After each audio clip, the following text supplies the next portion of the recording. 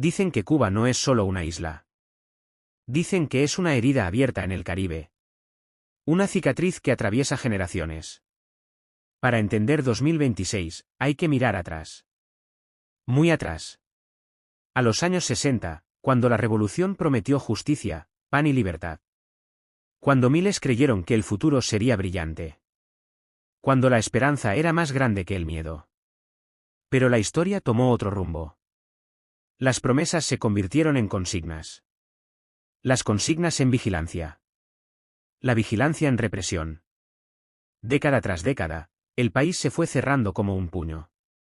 Las salidas se prohibieron. Las voces se apagaron. Las familias se rompieron. Los que se fueron, lloraron. Los que se quedaron, resistieron. Y los que hablaron, fueron silenciados. En los 80, las cárceles se llenaron de opositores. En los 90, el periodo especial convirtió la isla en un desierto de hambre. En los 2000, la vigilancia digital reemplazó al chivato de esquina. En los 2010, las protestas se apagaron con golpes. En los 2020, los presos políticos se convirtieron en rehenes del Estado. Cuba no olvidó. Cuba acumuló dolor. Cuba acumuló memoria. Y en 2026. Esa memoria despierta.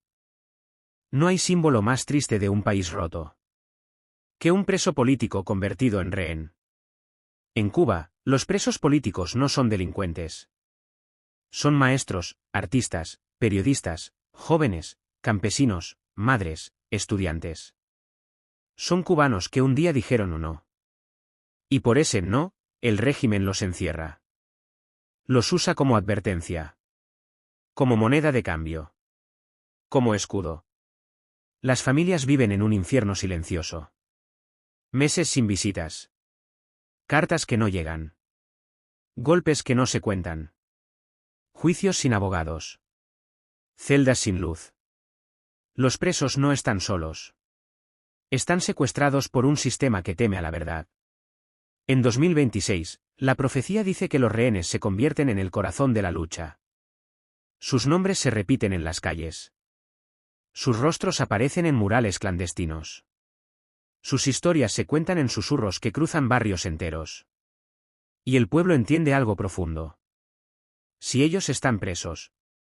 Todos están presos. Hay un punto en que el dolor deja de ser miedo. Y se convierte en fuerza. En 2026, Cuba llega a ese punto. Los apagones ya no son simples fallas. Son el símbolo de un país que se quedó sin alma. Las colas ya no son rutina. Son humillación. La escasez ya no es un problema. Es una condena. ¿Y el pueblo? El pueblo que aguantó ciclones, hambre, separaciones, exilios, apagones, represión. Ese pueblo dice basta. Las protestas no empiezan con gritos. Empiezan con lágrimas. Con madres que levantan fotos de sus hijos presos. Con ancianos que recuerdan un país que ya no existe. Con jóvenes que nunca han conocido la libertad. Pero la sienten en los huesos. Las calles se llenan. Las plazas se desbordan. Las consignas se vuelven rugidos. Libertad. No más hambre. Liberen a los presos. Somos un pueblo, no rehenes. El régimen intenta resistir. Pero la historia ya no lo escucha. La historia ya decidió. Ningún régimen cae de golpe. Primero cae en la conciencia del pueblo. Luego cae en la realidad. En 2026, el comunismo en Cuba ya no es una ideología. Es un edificio vacío. Un eco. Una sombra. Las protestas se vuelven imparables. Las ciudades se levantan. Los barrios se unen. Los militares dudan. Los policías bajan los escudos. Y entonces ocurre lo impensable. Las puertas de las prisiones se abren. Los presos salen. Los rehenes vuelven a casa. Las familias se abrazan como si el tiempo se detuviera. Cuando los rehenes regresan. El régimen ya ha caído en espíritu. El amanecer llega. No como un milagro. Sino como una consecuencia. El sol ilumina un país cansado. Pero vivo. Herido.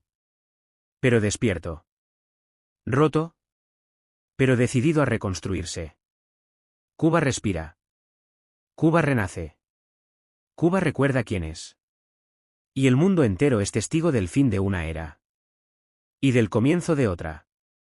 Si te gustó, déjame un like y suscríbete para más.